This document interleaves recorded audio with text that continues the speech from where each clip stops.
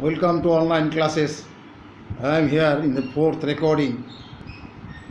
We will explain the remaining part of the page number 30 of the story The Glory of Athens. Before explaining the remaining part of page number 30, I will refer few sentences to be considered as a reference and continuation. Athena was the goddess of wisdom and war.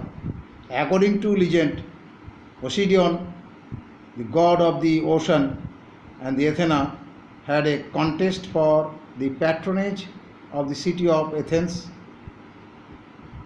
Poseidon offered them success at war and Athena offered them an olive tree which indicated fruits of peace and wisdom.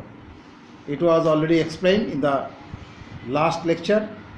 Now we'll start from the remaining part of page number 30 in this recording. The people of Athens choose Athena, and many believe this is the reason why Athens was one of the most important cultural centers of ancient Greece. Explanation 1. The people of Athens selected goddess Athena, and lot of people trusted that was the cause why Athens was one of the most essential artistic center of old Greece. Explanation 2. The people of Athens nominated goddess Athena, and many people accepted that was the reason why Athens was one of the most imperative lifestyle centers of former Greece.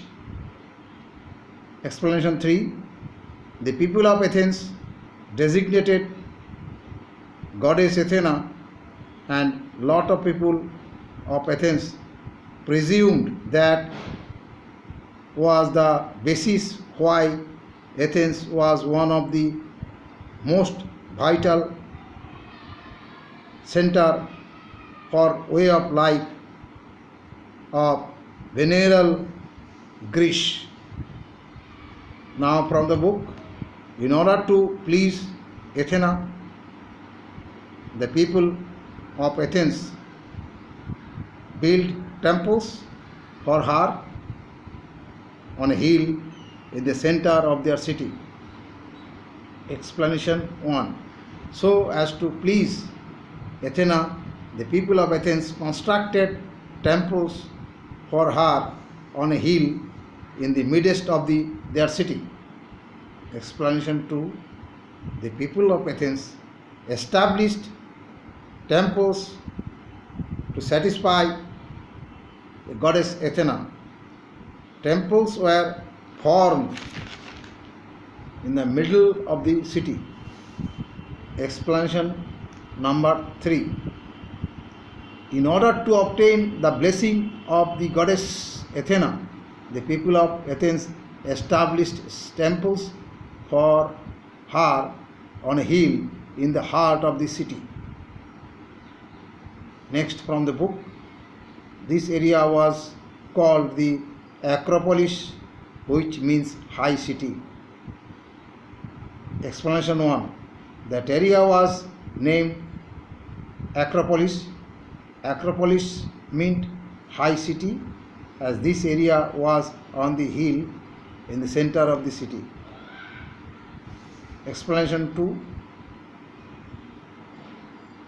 That was designated the Acropolis, which meant high city, as this area built up on the hills in the middle of the city, so it was addressed as high city. Explanation number 3. That area was considered the Acropolis, which meant high city.